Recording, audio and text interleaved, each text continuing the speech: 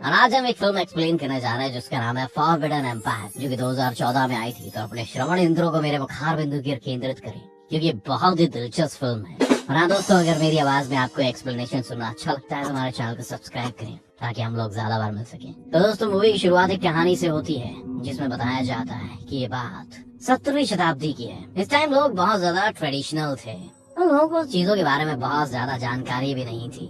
इस वक्त ना तो नक्शे बनाए जाते थे और ना ही देशों की कोई सीमाएं थी। दोस्तों, अब एक फैंटेसी मूवी है, तो दोस्तों इसमें एक इविल गॉड के बारे में बताया जाता है जो कि काफी खतरनाक था। कोई भी उसकी आंखों में देखने की जरूरत नहीं कर सकता था, क्योंकि जो भी देखता था वो मर जाता था। उस टाइम यहाँ की जवान लड़कियाँ फूल पत्ती वाली प्लेट में मोमबत्तियां जलाकर पानी में बहा दिया करती थी। उनका मानना ये था कि उनकी शादी उसी से होगी जिससे वो प्लेट मिलेगी। वहाँ एक लड़की जिसका नाम नस्तूसिया था, उसको राजा की बेटी की डेड बॉडी मिलती है, जिसकी वजह से वो बहुत डर जाती है और पानी में गिर जाती है। इसके बाद वो बेहोश हो जाती है। तभी वहाँ पर एक अजीब सा क्रिएचर आता है और वो एनास्टूसिया को पानी के बाहर रख देता है। उस भेड़नुमा क्रिएचर के बहुत सारे सींग थे। अब हमें एक सीन दिखाया जाता है, बहुत ही पेनियोरमिक है। एक पेड़ चल रहा है, उसकी टहनियां पानी में गिर रही हैं। इसके बाद राजा को उसकी बेटी की बॉडी मिलती है। यहाँ पर पता चलता है कि राजा की बेटी मरी नहीं थी, बल्कि उसमें थोड़ी बहुत जान अभी बाकी थी। वो अपने पिता से कहती है कि मेरी एक आखिरी इच्छा है, वो ये है कि कोई पादरी उसकी डेड बॉडी को 30 दिन तक चर्च में रखकर उसके लिए अगर प्रार्थना करे तो वो सबको बता देगी कि उस भेड़नुमा जो क्रिएचर जिसके बहुत सारे सींग थे उसके पीछे कौन है, उसके बारे में बता देगी। और वो पादरी 30 दिनों के लिए वही रहना चाहिए। ये कहते ही राजा की बेटी मर जाती है। इसके बाद राजा अपनी बेटी की डेड बॉडी को एक चर्च में ले जाता है। वो एक पादरी से कहता है कि तुम चर्च में रहोगे पूरे 30 दिनों के लिए और मेरी बेटी के लिए प्रे करोगे, जिसके बदले में मैं तुम्हें 1000 सोने की मुद्राएं दूंगा। अगर तुम यहाँ से भाग गए तो मैं तुम्हें मार डालूंगा। इसके बाद वो पादरी अपनी प्रार्थना स्टार्ट कर देता है। वो अपनी किताब खोलता है, जिसके बाद वहाँ पर धुआं आने लगता है। वहाँ की सारी मोमबत्तियां बुझ जाती हैं। इससे वो डर जाता है। वहाँ हर तरफ अंधेरा ही अंधेरा छा जाता है और क्राइस्ट की मूर्ति के चारों तरफ सफेद फूल आ जाते हैं। वो पादरी वहाँ पर एक सर्कल बना लेता है, क्योंकि उसे डर लगता है और उसे ऐसा बिलीव था कि जब तक वो सर्कल में रहेगा वो बचा रहेगा। लेकिन वहाँ पर वो बच नहीं पाता, क्योंकि वहाँ पर राजा की उसी बेटी का भूत आ जाता है। इसके बाद हम एक लड़के को देखते हैं जो कि मूवी का मेन कैरेक्टर है। दोस्तों, उसका नाम जोनाथन है। जोनाथन एक लड़की के संग इंटिमेटेड होता है और तभी वहाँ पर उस लड़की के पप्पा आ जाते हैं और वो जोनाथन और अपनी बेटी को एक साथ देख लेते हैं। वो जोनाथन से कहता है कि तुम मेरी बेटी से शादी कर लो, जिस पर जोनाथन कहता है कि हाँ मैं शादी कर लूंगा, लेकिन अभी नहीं करूंगा। और तभी वहाँ से भाग जाता है और अपनी जान बचाकर एक कैरेज में बैठकर बाहर चला जाता है। और यहाँ पर हम जान पाते हैं कि जोनाथन को मैप बनाना आता है और वो मैप बनाना जानता भी है। और वो अपने मैप को इसी टाउन से स्टार्ट करेगा और वो पूरे दिन यहाँ पर घूमकर इसका मैप बनाना चाहता था। वो कुछ लेटर्स को कबूतर के थ्रू अपने दोस्तों तक पहुँचाता था। फिर किंग को दिखाया जाता है, जो कि किसी दूसरे प्रीस्ट को 1000 सोने के सिक्के देता है। और ये प्रीस्ट काफी बूढ़ा होता है। राजा उसे कहता है कि ये सिक्के उस प्रीस्ट को दे दो जो प्रे कर रहा है। प्रीस्ट उससे कहता है कि क्या हम इसका चर्च बनवा दें, लेकिन किंग इस बात के लिए राजी नहीं होता। वो कहता है कि जाओ वो सिक्के लेके उसको दे दो। वो प्रीस्ट उस सिक्कों को लेकर निकल जाता है ताकि वो ये सिक्के दूसरे प्रीस्ट को दे दे। लेकिन जब वो दरवाजा खोलता है तो काफी हैरान रह जाता है, क्योंकि वहाँ पर वो दूसरे प्रीस्ट की डेड बॉडी को देखता है और वहाँ पर सर्कल बना हुआ भी देखता है। तब वो समझ जाता है कि यहाँ पर इविल पावर्स है और उसके वो सिक्के भी वहाँ पर गिर जाते हैं। वो कहता है कि अब ये जगह बंद हो जाएगी, यहाँ पर कोई भी नहीं आएगा। वहाँ पर 2 भाई भी दिखाए जाते हैं जो कि काफी लालची थे। वो सिक्कों को देखकर काफी लालच में आ जाते हैं और उन्हें इकट्ठा करने लगते हैं। प्रीस्ट उनसे कहता है कि हमें ऊपर वाले हिस्से को अच्छे से बंद कर देना चाहिए। और जब वो दोनों भाई ये काम कर रहे थे तो उनमें से एक नीचे गिर जाता है और उसकी आंख में लकड़ी का टुकड़ा घुस जाता है। तभी वहाँ पर राजा और शहर के लोग भी आ जाते हैं। तभी वो पादरी और दोनों भाई सबके सामने जाते हैं और उन्हें बताते हैं कि इस चर्च में बुरी आत्माएं हैं और अब ये चर्च एक शापित चर्च है। दोनों भाइयों ने सिक्के वहां से चुरा लिए थे, इसलिए वो नहीं चाहते थे कि किसी को उस बारे में पता चले। तब राजा उस पादरी से पूछता है कि इस बात का मतलब क्या है। तभी इस चर्च के आसपास बहुत सारे कौवे मंडराने लगते हैं। तभी पादरी राजा से कहता है कि लोगों के बारे में सोचिए और चर्च में ना जाइए। तभी किंग प्रीस्ट की बात मान लेता है। किंग की बेटी की डेड बॉडी भी उसी चर्च में थी। फिर वो एक नई चर्च बनाकर वहाँ पर प्रे करते हैं ताकि पुराना चर्च हर तरह से सील हो जाए। तभी वहाँ पर बहुत सारे सुपर पावर्स आ जाती हैं, जिस वजह से सारे लोग काफी डर जाते हैं। वो सारे इविल्स प्रीस्ट के पीछे लगी हुई थी, जिसकी वजह से सब लोग भगवान को याद करने लगते हैं। फिर वो भेड़ वाला बहुत सारे सींगों वाला क्रिएचर चर्च के ऊपर बैठा हुआ था वो सब कुछ देख रहा होता है। इसके बाद वहाँ पर बहुत सारे कौवे आ जाते हैं। इसके बाद इस बात को 1 साल गुजर जाता है। अब वहाँ पर जोनाथन भी आ गया था। वहाँ पर उसे कुछ लोग भी मिलते हैं जो अपने अपने काम करने में व्यस्त और मजे ले रहे थे। 2 लोगों से वो बात भी कर रहा था और उसे 1 साल पहले की घटना के बारे में बताते हैं। वो ये भी बताते हैं कि पिछले साल हम वहाँ छुट्टियां मनाने गए थे और हमारा एक दोस्त वहाँ पर खो गया, जो कि एक पादरी था। वो एक दिन रास्ता भूलकर गलत रास्ते पर चलने लगे थे। वो वहाँ एक बूढ़ी औरत के घर रुके थे। फिर हमारे दोस्त पादरी को एक बहुत ही अजीब चीज नजर आने लगती है। फिर वो वही बूढ़ी औरत हमारे ऊपर अटैक कर देती है और वो उस पादरी को उड़ाकर अपने साथ आसमान में ले जाती है। फिर पानी में उस औरत का अक्स नजर आता है तो हम देख पाते हैं कि वो कौन है। वो कोई नहीं बल्कि उसी राजा की बेटी थी। फिर हमारा वो दोस्त यानी कि वो पादरी गायब हो गया। फिर हमें गांव वालों ने वहाँ से जाने के लिए ऑर्डर दिया। जोनाथन कहता है क्या, मुझे तुम्हारी बातों पर कोई यकीन नहीं है। उनका मजाक उड़ाने लगता है। इसीलिए वो जोर जोर से हंसने लगता है क्योंकि वो बिल्कुल भी ट्रेडिशनल नहीं था। वो कहता था कि मैं विज्ञान में यकीन रखता हूँ। फिर जोनाथन जब बाहर निकलता है तो उसके घोड़े अपने आप से चलने लग जाते हैं। तब जोनाथन उनके पीछे भागता है और जल्दी से कैरेज में चढ़ जाता है। वो देखता है कि वहाँ पर अजीब से जानवर उसका पीछा कर रहे हैं। फिर वो अपने घोड़ों को भगाने लगता है, लेकिन इसी दौरान उसके कैरेज में आग लग जाती है। वो इन जानवरों को शूट भी करता है, लेकिन फिर भी वो उसका पीछा करते रहते हैं। वहाँ बहुत सारे क्रॉस भी लटके होते हैं। फिर जोनाथन उनसे बचता हुआ आखिरी वाले क्रॉस को फेंक देता है। वहाँ गांव के लोग काफी डरे हुए होते हैं। जोनाथन वहीं पर आकर गिरता है। वहाँ वो बुरा प्रीस्ट भी था। वो एक किताब देखता है और बताता है कि ये भी शैतान का भेजा हुआ आदमी है। तब जोनाथन इस बात को इग्नोर करता है और वहीं रहने का इरादा करता है तब तक जब तक वो अपनी मैप मशीन ठीक ना कर ले। अब यहाँ पर प्रीस्ट किंग के ट्रेडिशनल बातों से तंग आ चुका था क्योंकि किंग की बेटी अभी भी उस चर्च में थी और वो चाहता था कि अपनी बेटी का फ्यूनरल करे, अच्छे से गुड बाय करे उसे। अब किंग को जोनाथन के बारे में पता चलता है और वो उसे चुपके से अपने पास बुलाता है। अब किंग जोनाथन को उस टाउन का मैप बनाने के लिए कहता है जिसमें उसने चर्च को टाउन के बिल्कुल सेंटर में बनाना है। किंग उससे कहता है कि इसके बदले में तुम्हें 1000 सोने के सिक्के दूंगा और इस काम में मेरा एक साथी भी तुम्हारी मदद करेगा।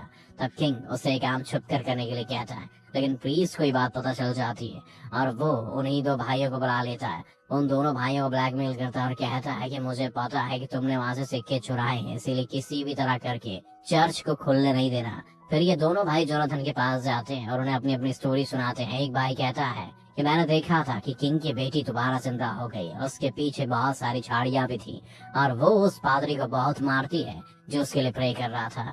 वो पूरे चर्च को भी झाड़ियों में बदल देती है। और फिर दूसरा भाई कहता है कि वो प्रीस्ट भी किंग की बेटी को मार देता है और जिस कॉफिन में किंग की बेटी की डेड बॉडी थी वो हवा में उड़ने लगती है। फिर वो प्रीस्ट उस कॉफिन को कुल्हाड़ी से काटने लगता है जिसकी वजह से उस कॉफिन से खून निकलने लगता है। वो प्रीस्ट काफी कोशिश करने के बाद ही वो किंग की बेटी को मार पाता है और उसके बाद वो खुद भी मर जाता है। अब जोनाथन उनकी किसी बात पर घंटा यकीन नहीं कर रहा था क्योंकि उसे लग रहा था कि science is best, all is fiction. ये दोनों तो दारू पी के कुछ भी बकवास करे जा रहे हैं। अब तभी जोनाथन को उनके चेहरे नजर आते हैं और वो एकदम से जानवर में तब्दील होने लगते हैं और अब उसे राजा की बेटी की रूह भी वहाँ नजर आती है जिसकी वजह से वो डर जाता है। और अब वो इस सब पर यकीन कर रहा था। वो अपने चारों तरफ एक घेरा बना लेता है। वहाँ एक बाल्टी भी गिरती है जिसमें बहुत सारा तेल था जिससे वहाँ पर आग लग जाती है। फिर वो खुद को दुष्टों की दुनिया में देखता है। बहुत सारे इविल पीरियड्स वहाँ पर थे। वहाँ वो इविल गॉड को भी देखता है जिसकी बहुत सारी आंखें थी और वो काफी खौफनाक लगता था। वो इविल गॉड जोनाथन को एक काम देता है कि वो जो शीप जैसा क्रिएचर है उसके बारे में पता लगाए और अगर तुमने ऐसा नहीं किया तो मैं तुम्हें निपटा दूंगा। इसके बाद जोनाथन जब उठता है तो अपने आसपास सबको बेहोश पाता है। वो मैप लेने के लिए चर्च जाता है लेकिन चर्च का दरवाजा बंद था। फिर वो टावर पर चढ़ने लगता है और 2 भाइयों में से एक उसे देख रहा था। हम देखते हैं कि जोनाथन का पाइप तो बाहर ही रह गया है। अब ये दिखाया जाता है कि दूसरा भाई जमीन में कुछ सिक्के दबा रहा था। उधर जोनाथन का बैग गायब हो गया था। वो देखता है नीचे और समझता है कि शायद वो बैग चर्च के अंदर गिर गया, इसीलिए वो उसे देखने लगता है। लेकिन चर्च में क्रॉस लटक रहा था जो जोनाथन को एकदम से लगने ही वाला था। उससे बचने के लिए जोनाथन पीछे हटता है और तभी जोनाथन का बैलेंस बिगड़ जाता है, वो नीचे गिर जाता है और उसके साथ उस किंग का वो साथी भी था। और जब वो देखता है तो समझदारी दिखाते हुए जोनाथन को वो बचा लेता है। अब जोनाथन चर्च में जाने की काफी कोशिश करता है लेकिन उसका वो साथी उसे जाने नहीं देता। थोड़ी देर बाद वो दूसरा भाई सिक्के लेने के लिए वहाँ पर आता है लेकिन वो सिक्के वहाँ पर नहीं थे बल्कि जोनाथन का पाइप वहाँ पर था, इसीलिए उसे अपने भाई पर शक होता है। फिर वो बूढ़ा प्रीस्ट अपने भाई की मदद से किंग के साथियों को किडनैप कर लेता है। वो लोग उसे टॉर्चर करते हैं, उसे पूछते हैं बताओ सच्चाई क्या है। तो किंग का वो साथी काफी डर जाता है, सारी बात बताने के लिए राजी हो जाता है। इसके बाद वो किंग के साथी को छोड़ देते हैं। यहाँ पर किंग के साथी को पता चल चुका था कि वो लोग जोनाथन और उसे मारना चाहते हैं, इसीलिए वो जल्दी से भागकर जोनाथन के पास आ जाता है। वो जोनाथन से कहता है कि हमें भागना होगा। फिर उसके बाद किंग का वो साथी अपने फ्रेंड के पास जाता है, और उसकी फ्रेंड कोई और नहीं बल्कि वही नेस्तुसिया ही थी। किंग का वो साथी नेस्तुसिया को उसके साथ चलने के लिए कहता है। नेस्तुसिया आज भी वैसी ही थी जैसी 1 साल पहले थी, और वो किंग के साथी के साथ चलने के लिए एग्री हो जाती है। और फिर वो बुरा प्रीस्ट गांव के सभी लोगों को किंग के अगेंस्ट कर देता है। जब किंग का साथी भागने की तैयारी कर रहा था तो नेस्तुसिया वहाँ से गायब हो जाती है, और जब वो नेस्तुसिया को जेल के पास जाते हुए देखता है तो उसका पीछा करता है, लेकिन रास्ते में उसे वही खतरनाक भेड़ वाला बहुत सारे सींगों वाला क्रिएचर दिखाई देता है, इसलिए वो आगे नहीं जाता है और वापस आ जाता है। और दोनों भाई सोने के सिक्कों की वजह से लड़ रहे थे। नेस्तुसिया भी वहाँ पर आ जाती है और वो ये सब कुछ देख लेती है। इतनी देर में गांव वाले वहाँ पर आ जाते हैं, और जब वो गांव वाले को देखता है तो वो चाकू नेस्तुसिया को पकड़ा देता है और ऐसी एक्टिंग करता है जैसे नेस्तुसिया ने उसके भाई को मारा है और अब वो उसे भी मारना चाह रही है। गांव वाले उसकी बात का यकीन करते थे, इसीलिए वो नेस्तुसिया को पकड़ लेते हैं, क्योंकि उनको लग रहा था कि नेस्तुसिया में बुरी आत्माएं हैं।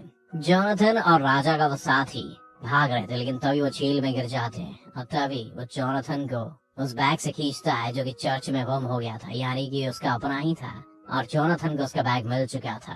वहाँ उसे शीप जैसे क्रिएचर की स्किन भी मिलती है। इसके बाद वो राजा के पास जाता है और कहता है कि मैं जानता हूँ कि आपने मुझे एक मैप बनाने का काम नहीं दिया है, बल्कि आप ये चाहते हैं कि मैं आपकी बेटी की केयर करूँ और साथ ही ये भी पता करूँ कि चर्चमैन के साथ क्या हुआ था। किंग कहता है हाँ ये बिल्कुल सच है। साथ साथ वो जोनाथन से रिक्वेस्ट भी करता है कि प्लीज तुम ये कर दो, तुम ये कर सकते हो क्योंकि तुम्हारे पास बहुत सारी नॉलेज है। इस बात के लिए जोनाथन मान जाता है। फिर वो टाउन वाले नेस्तुसिया को सजा देने लगते हैं और उसे मारने का तय करते हैं, लेकिन तभी वहाँ पर राजा आकर उन्हें ऐसा करने से मना करने का आदेश देता है। लेकिन गांव वाले नहीं मानते, क्योंकि वो उस पादरी पर बहुत यकीन रखते थे, इसीलिए वो राजा के सर पर उसे मारकर उसे बेहोश कर देते हैं। वो जोनाथन को कैद करके एक जगह पर ले आते हैं जहाँ पर नेस्तुसिया भी थी, और यहाँ पर जोनाथन को पता चलता है कि नेस्तुसिया वो शीप जैसे क्रिएचर को जानती है, क्योंकि वो रोज उसे खाना देती थी और वो झील पर भी इसी वजह से ही आई थी। तब जोनाथन को वहाँ पर अपना मैप भी मिल जाता है जिसे उसने बहुत मेहनत करके बनाया था। इसके बाद जोनाथन प्रीस्ट का प्लान सुन लेता है, और वो प्लान ये था कि राजा को मार दिया जाए, क्योंकि जो भाई जिंदा रह गया था वो राजा बनना चाहता था, तो इसीलिए वो पादरी की मदद करता है। इसके बाद वो लोग नेस्तुसिया को कैद से निकाल कर ले जाते हैं। इसके बाद वहाँ पर एक आदमी जोनाथन को बचा लेता है। इसके बाद वो आदमी जोनाथन को एक घोड़े पर बैठा देता है। जोनाथन आगे बढ़ता है और वो किंग के साथी को देखता है जो कि उसके साथ ही था। किंग का वो साथी प्रीस्ट के घर को आग लगा देता है। फिर हमें प्रीस्ट और टाउन के लोग दिखाए जाते हैं जो कि नेस्तुसिया को एक बोट पर बांध देते हैं। प्रीस्ट सबको कहता है कि अगर नेस्तुसिया झील के पानी में डूब गई तो वो सच में कोई विल स्पिरिट थी, अगर वो नहीं डूबी तो इसका मतलब ये है कि वो बिल्कुल ठीक है। प्रीस्ट उस बोट में बहुत सारे पत्थर डालकर उसे हैवी बना देता है, साथ ही वह बोट में होल भी कर देता है ताकि पानी अंदर आने की वजह से बोट डूब जाए। किंग के साथी पर क्रॉस गिरने लगा था, लेकिन जोनाथन उसे आकर बचा लेता है और उसे बताता है कि वो शीप जैसा क्रिएचर कोई इंसान नहीं है और हमें किसी भी तरह करके इस दुनिया को बचाना है। उधर नेस्तुसिया की बोट को पानी में भेज दिया जाता है, तो अभी लोगों की नजर एक पेड़ पर पड़ती है जिस पर वही शीप जैसा क्रिएचर आने लगता है। ये देखकर गांव वाले उसकी तरफ भागने लगते हैं। प्रीस्ट उन्हें रोकने की काफी कोशिश करता है, लेकिन वो उन्हें नहीं रुक पाता। फिर जोनाथन चर्च का दरवाजा तोड़ देता है और अंदर चला जाता है, और वह ये देखकर काफी हैरान रह जाता है कि किंग की बेटी की डेड बॉडी वैसी की वैसी ही है और उसकी बॉडी पर ताजे फूल भी रखे हुए हैं। तभी वहाँ पर एक आदमी आकर जोनाथन की मैप को चुराने की कोशिश करता है। तब जोनाथन उसे गोली से डरा कर रोक देता है, और तभी यहाँ पर हम देखते हैं कि वो आदमी कोई और नहीं बल्कि प्रीस्ट खुद ही था, वही वाला प्रीस्ट जो किंग की बेटी के लिए प्रार्थना कर रहा था। तो जोनाथन को बताता है कि जो फ्लावर्स की प्लेट में कैंडल्स रखी जा रही थी तो राजा की बेटी वाली प्लेट मैंने उठा ली थी, और तभी एक शीप जैसे क्रिएचर ने मुझ पर अटैक कर दिया।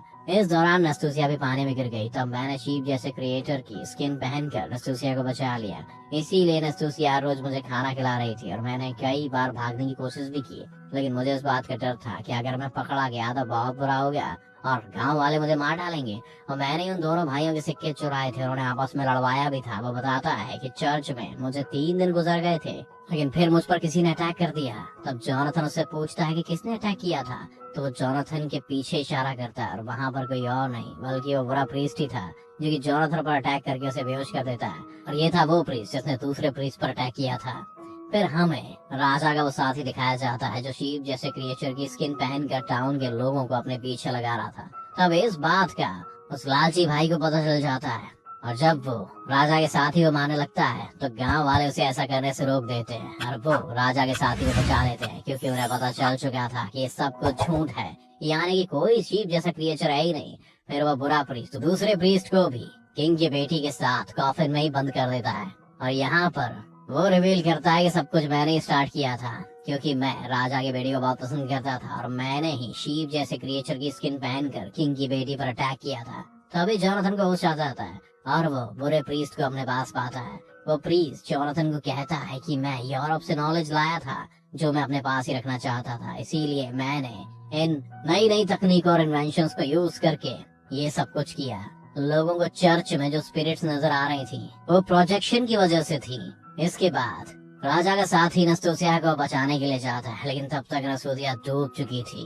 पादरी जोनाथन को कहता है कि अब तुम मरने वाले हो, इसलिए अपनी आखिरी प्रयास कर लो। इसलिए जोनाथन बुक पढ़ने लगता है और उसे अपना बचपन याद आ जाता है। तभी चर्च के बाहर गांव के सारे लोग आ जाते हैं। उनकी आवाज सुनकर पादरी जोनाथन को मारने वाला होता है कि तभी वो क्राइस्ट की मूर्ति आकर उसके ऊपर गिर जाती है, जिसकी वजह से उसकी मौत हो जाती है। सारे लोग वहाँ पर आकर इसे मिरेकल कहने लगते हैं। दूसरी तरफ नस्तूसिया की बोट खुद ही ऊपर आ जाती है और वो बच जाती है, और फिर वो लालची भाई वहाँ से भागने की कोशिश करता है, लेकिन उसका घोड़ा उसे एक दुलत्ती मारता है, इसीलिए वो नीचे गिर जाता है। इसके बाद किंग का साथी और नस्तूसिया की शादी हो जाती है। इसके बाद जोनाथन सबको नई टेक्निक दिखाता है, वही प्रोजेक्टर वाली, ताकि कोई दोबारा कभी बेवकूफ ना बने, और लोगों का साइंस में विश्वास बढ़ाता है। इसके बाद राजा की बेटी का फ्यूनरल करवाया जाता है और उसे अच्छे से गुड बाय किया जाता है। इसके बाद जोनाथन अपने कैरेज में होता है। उसे याद आता है कि जब उसने एविल गॉड को देखा था तो उसने उस टाइम बहुत ज्यादा पी हुई थी, इसीलिए सब उसकी हेलुसिनेशन की वजह से हुआ था। इसके बाद जोनाथन आगे बढ़ जाता है। इसके साथ मूवी यहीं खत्म हो जाती है। दोस्तों, मूवी हमें ये बताती है कि विज्ञान की वजह से इंसान का हमेशा कल्याण होता है।